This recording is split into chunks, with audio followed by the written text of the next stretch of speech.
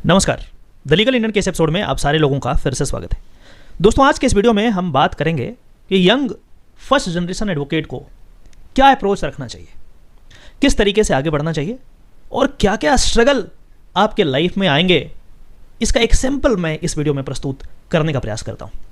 ये वीडियो मैं उन तमाम नवयुवक के लिए बना रहा हूँ जो इधर उधर से पूछते रहते हैं। कई बार मैंने भी देखा है कि बहुत सारे लॉ स्टूडेंट्स मेरे पास आते हैं, मेरे ऑफिस में आ जाते हैं बिना बताए और कहते हैं सर कुछ मुझे बता दीजिए। मैं मना नहीं करता, लेकिन प्रॉब्लम उसमें यह है कि हमारा सारा काम रुक जाता है। यदि आए तो आप पूछ करके आएँ, और इस वीडियो के माध्यम से मैं कोशिश करूँगा कि आपको उन तमाम चीज़ों के बारे में घर बैठे ही जानकारी दे दूँ, ताकि आपको इधर उधर जाने की आवश्यकता नहीं हो। सबसे पहले तो मैं यह बताना चाहता हूँ कि जो प्रोफेशन है एडवोकेसी का, खास करके फर्स्ट जनरेशन एडवोकेट्स के लिए, जिसके आगे पीछे कोई नहीं है, कोई गॉड फादर नहीं है, न फादर हैं न ग्रैंड फादर हैं, न चाचा है न ताऊ है न ताई है, कोई नहीं है इस प्रोफेशन में, कैसे करोगे? यह प्रोफेशन बहुत स्ट्रगल वाला प्रोफेशन है, फुल ऑफ स्ट्रगल। इतना स्ट्रगल है जितना शायद आप अभी सोच नहीं सकते। लेकिन इसका यह मतलब नहीं कि मैं आपको यह कहूं कि आप पीछे चले जाओ, कुछ और काम कर दो। No, a big no. आपको स्ट्रगल करना है, हर किसी को करना पड़ा है, मुझे भी करना पड़ा है, आगे भी करना पड़ेगा, सबको करना पड़ता है। तो इससे यदि आप पीछे भाग गए ना, तो आप रेस से बाहर हो गए। इस रेस में पार्टिसिपेट करो। ज़रूरी है पार्टिसिपेट करना। जब तक पार्टिसिपेट नहीं करोगे तब तक जीतना और हारना तो बाद में, इसका मज़ा नहीं ले पाओगे। तो इस स्ट्रगल को स्वीकार करो, इस चैलेंज को स्वीकार करो और आगे बढ़ो। दूसरी बात जो बहुत इंपॉर्टेंट है फर्स्ट जनरेशन एडवोकेट के लिए, कैसा स्ट्रगल? स्ट्रगल का प्रारूप जरा देख लें साहब। ऐसा है, अपने आप से एक क्वेश्चन कीजिए कि मेरे पास कोई क्लाइंट क्यों आएगा? ऐसा क्या है आपके अंदर? क्यों आप पे कोई बिलीव करे? क्या है? ऐसी चीजों को इनकलकेट करो। खुद से पूछो कि मैं यदि कहीं जाता किसी एडवोकेट के पास तो क्या देखता? आपको समझ में आ जाएगा। उन तमाम क्वालिटीज को आपको इनकलकेट करना चाहिए। एक दिन में नहीं होगा साहब, ये यूपीएससी का एग्जाम नहीं है, एक दिन में नहीं होगा। सालों साल आपको मेहनत करना पड़ेगा, निरंतर कंटिन्यूअस मेहनत आपको करना पड़ेगा। ये कोई एग्जामिनेशन भी नहीं है कि आप 6 महीने साल भर मेहनत किया और फिर निकल गया एग्जामिनेशन, उसके बाद बैठ गए कुर्सी पे सैल्यूट ठुकवा रहे हैं। अरे नहीं होगा साहब, ऐसे नहीं होगा। कंटिन्यूअस 5 साल 10 साल मेहनत करना है। तो अपना दिमाग को ना ट्रेनिंग इस तरीके से दीजिए कि भैया 1 साल में नहीं, लंबा चलेगा। टेस्ट मैच है ये, 2020 नहीं है। अब फर्स्ट जनरेशन एडवोकेट के साथ समस्या ये है कि ना तो उनके पास क्लाइंट, क्यों क्लाइंट आपके पास आएंगे, ना तो उनके पास प्रोफेशनल स्पेस है जहां पे वो क्लाइंट को डील कर सकते हैं। कैसे करेंगे? फ्रस्ट्रेट हो जाएंगे। मुझे याद है शुरुआत में जब मेरे पास कुछ नहीं था, ना चैम्बर था ना कुछ था, मुझे लगता था कहाँ पे क्लाइंट को डील करें। यदि 2-4 क्लाइंट आ भी गए तो कहाँ बुलाया जाए। शुरुआत के दिनों को जब मैं याद करता हूँ तो कई बार कैफेटेरिया में, कई बार पार्क में क्लाइंट को डील करता था। समय है, बदलता है, आज नहीं है कल हो जाएगा। इसके लिए परेशान नहीं होइए, काम करते जाइए। चाहे आप पार्क में डील किए हैं, चाहे आप कहीं और डील किए हैं, उसका काम सफ़र नहीं होना चाहिए। आपको आता है नहीं आता है, उससे उस क्लाइंट को कोई लेना देना नहीं है।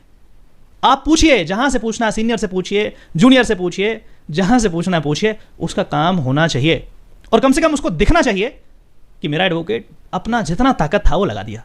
नहीं हो पाया कोई बात नहीं, ये फील होना चाहिए, अंदर से फील होना चाहिए क्लाइंट को। धीरे धीरे जब आप काम पे फोकस करेंगे ना, आज न कल चीज़ें बदलेगी। और इस प्रोफेशन में आपके चेहरा को देख करके कोई नहीं आता है कि वकील साहब बड़े सुंदर लग रहे हैं, चलते हैं जरा देख। नहीं, काम किया है या नहीं किया है। यदि काम अच्छा है तभी आएंगे, और वही नहीं आएंगे, वो रिकमेंड भी करेंगे दूसरों को, कह रहे वकील साहब के पास क्या एनर्जी है, उनसे केस कराओ। और इस तरीके से धीरे धीरे आपका प्रचार प्रसार होगा। समय लगेगा, एक बार में कुछ नहीं होता है। अगला जो मैं सजेस्ट करूंगा लॉ स्टूडेंट्स को कि साहब जब आप एडमिशन ले लिए हैं ना लॉ कॉलेज में, चाहे 5 साल वाला हो या 3 साल वाला हो, और आपका एम है कि हमें लिटिगेशन करना है, तो पहले दिमाग को ट्रेन कर लो और पागल टाइप मेहनत करो। पागल टाइप मतलब खूब पढ़ो जम करके। 3 साल हो या 5 साल हो, कोई दूसरा काम मत करो, सिर्फ पढ़ना ही पढ़ना है। दूसरा काम बोले तो लॉ के अलावा जो भी काम करना है लॉ वाला ही करना है। घूम फिर करके यहीं पे आना है, ताकि हर जगह से आप सीखते रहें। दूसरा काम करोगे, इधर का टाइम उधर दोगे, सीख नहीं पाओगे। लॉ भी कर रहे हैं, यूपीएससी का भी तैयारी कर रहे हैं, बीपीएससी का भी तैयारी कर रहे हैं, एसएससी भी कर रहे हैं जी, बैंक पीओ निकाल रहे। भैया पागल हो क्या? नहीं चलेगा। लिटिगेशन यदि करना है तो ये सब ड्रामाबाजी नहीं चलेगा। ये कोई मजाक नहीं चल रहा लिटिगेशन। दिमाग को ट्रेन कीजिए, एक काम पे फोकस करिए, चौतरफा दिमाग मत लगाइए, ये भी कर लें वो भी कर लें। तो लिटिगेशन में नहीं, कोई दूसरा काम करना आप स्वेच्छा से जाइए। यदि ऐसे करेंगे तो आप कहीं के नहीं रहेंगे, कॉन्फिडेंस ही नहीं आ पाएगा। 3 साल तक थ्योरेटिकल चीज़ों को इतने तरीके से आप पढ़ें, केस लॉज पढ़ें, कितना ही बड़ा जजमेंट आ जाए। अभी आ गया सुप्रीम कोर्ट ने डिमोनेटाइजेशन पे जजमेंट पास हुआ है, पूरा पढ़ लो, पता लगा 380 पेज है। आज मेरे ऑफिस में मैंने एक इंटर्न को दिया कि मैडम जो है आप इसको पढ़ के ज़रा मुझे करेक्ट्स बताइए।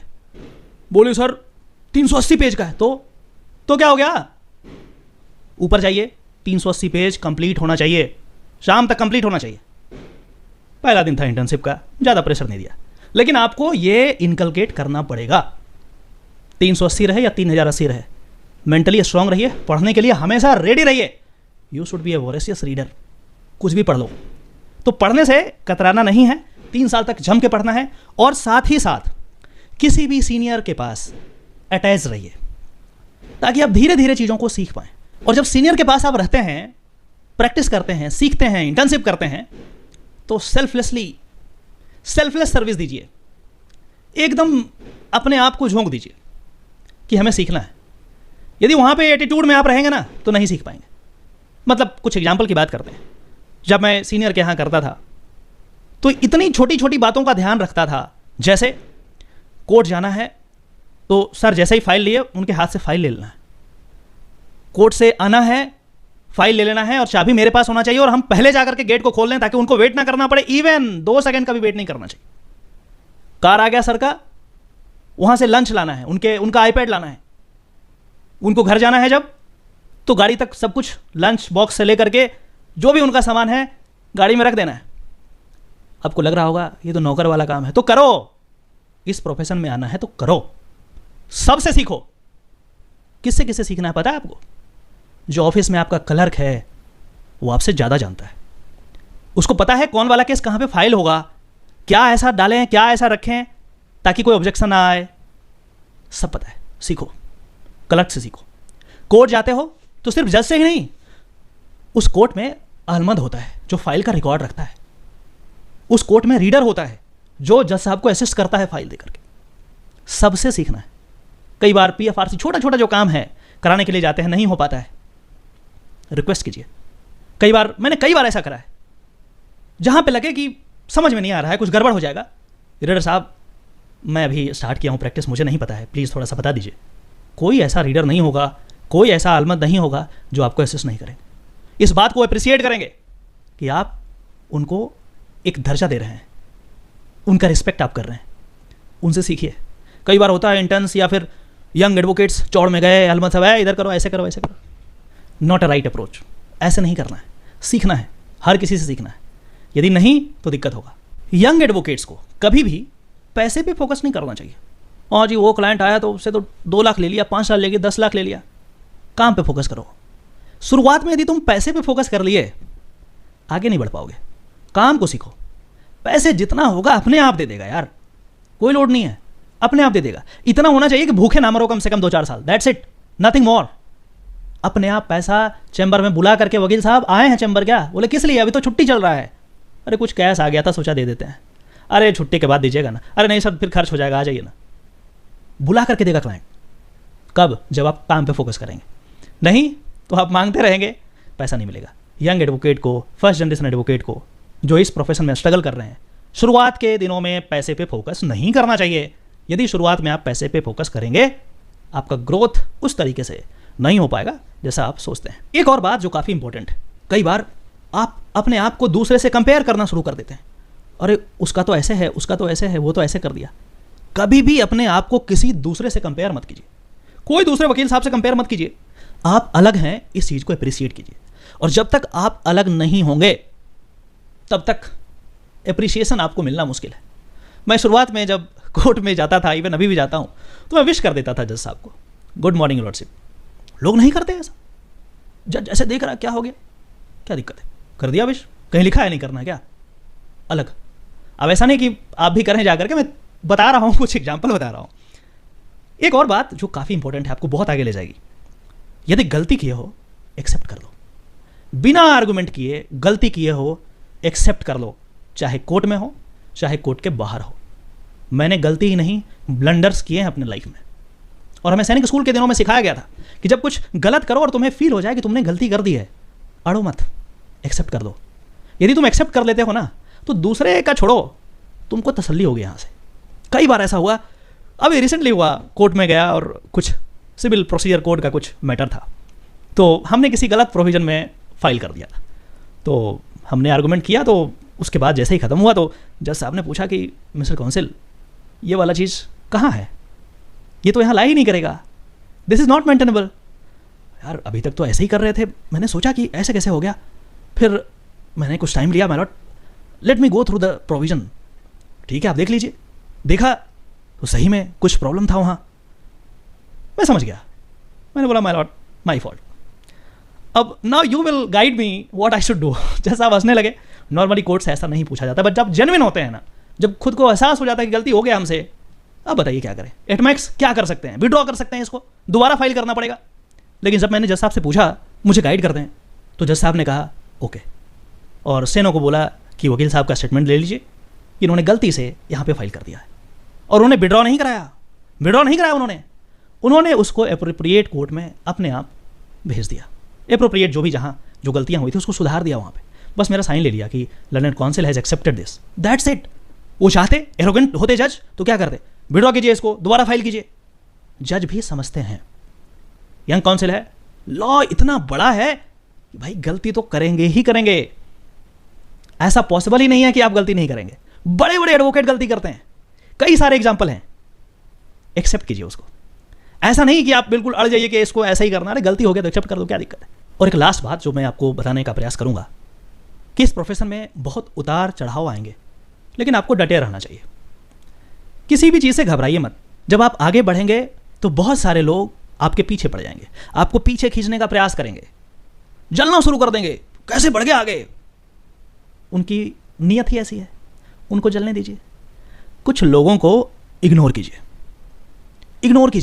क्योंकि उनसे यदि उलझ गए ना आप, तो बड़ा जो गोल है ना, वहाँ नहीं पहुँच पाएंगे। पुराने दिनों को जब मैं याद करता हूँ, मैं एक गांव से बिलोंग करता हूँ, तो वहाँ पे जो है जॉइंट फैमिली का कंसेप्ट है, आज भी है और पहले भी था। तो जब मैं देखता हूँ कि जब मैं 5th 6th क्लास में था या उससे छोटा था, तो उस समय क्या होता था, किस चीज़ के लिए घर में लड़ाई होता था कि भाई उसको थोड़ा सा दूध ज़्यादा मिल गया, उसके बच्चे को थोड़ा सा दूध ज़्यादा मिल गया, आधा ग्लास, वो 2 पेड़ा ज़्यादा खा लिया। भैया यदि आप इस चीज़ में उलझ गए तो पूरी ज़िंदगी उलझ के रहोगे। तो जो पेड़ा ज़्यादा खाना है तो खा लो, थोड़ा ज़्यादा आपको अंडा ज़्यादा खा लिया तो खा लो, दूध ज़्यादा पीना है पी लो, काम पे फोकस करो। मतलब ये हुआ कि छोटी छोटी बातों को आप इग्नोर कीजिए। यदि आप वहाँ उलझ के रह गए, आगे नहीं बढ़ पाएंगे। वहीं 2 अंडा ज़्यादा थोड़ा दूध ज़्यादा पी के रहेंगे, लेकिन वहीं घूमते रहेंगे, दूसरा कोई ऑप्शन नहीं है। इसलिए छोटी छोटी बातों को इग्नोर कीजिए। फर्स्ट जनरेशन एडवोकेट को टेंशन लेने वाली बात नहीं है। अपने दिमाग को स्ट्रॉन्ग कीजिए, मेहनत कीजिए, 3 साल बहुत अच्छे से पढ़ाई कीजिए, 5 साल वाले 5 साल बहुत अच्छे से पढ़ाई कीजिए। साथ ही साथ किसी एडवोकेट के साथ आप एसोसिएशन में रहें, चीज़ों को सीखें, सेल्फलेसली काम करें। हर किसी को फील होना चाहिए सीखने वाला है। हर किसी से सीखें, एडवोकेट से सीखें, जज से सीखें, आलमन से सीखें, क्लर्क से सीखें, रीडर से सीखें, जहां से हो सके वहां से सीखने का प्रयास करें। नहीं आता है बोल दो भाई मुझे नहीं आता, आप मुझे गाइड कर दो। सारे लोग आपको असिस्ट करेंगे, और सारे ना भी करें तो ज़्यादातर लोग आपको असिस्ट करेंगे। और यदि आप ऐसा करते हैं कम से कम 4-5 साल तक सेल्फलेसली, पैसे पे फोकस नहीं करके, तो मुझे यकीन है कि आपका दिन बदलेगा। मैंने देखा है दिन बदलते, आपका भी बदलेगा। आशा करते हैं कि इस वीडियो के माध्यम से आपको ज़रूर कुछ नया सीखने को मिला होगा। यदि ऐसा है तो इस वीडियो को वाइडली शेयर करें। उन तमाम नवयुवक जो लॉ की पढ़ाई कर रहे हैं या जो लॉ की पढ़ाई करने के इच्छुक हैं, उनको शेयर कीजिए, उनको मोटिवेट कीजिए, लीगल अवेयरनेस फैलाइए, लीगल चीज़ों को लोगों को बताइए। इस देश में लीगल लिटरेसी बहुत कम है, अकेले मैं नहीं कर सकता, आपकी हेल्प की ज़रूरत पड़ेगी। स्प्रेड कीजिए इसे, ताकि हमारे देश में जो लोग हैं लीगली साक्षर हो सकें, लीगली लिटरेट हो सकें, अपने राइट्स के प्रति जागरूक हो सकें। चलिए फिर से मिलते हैं किसी और टॉपिक में, तब तक के लिए अपना ध्यान रखिए। जय हिंद।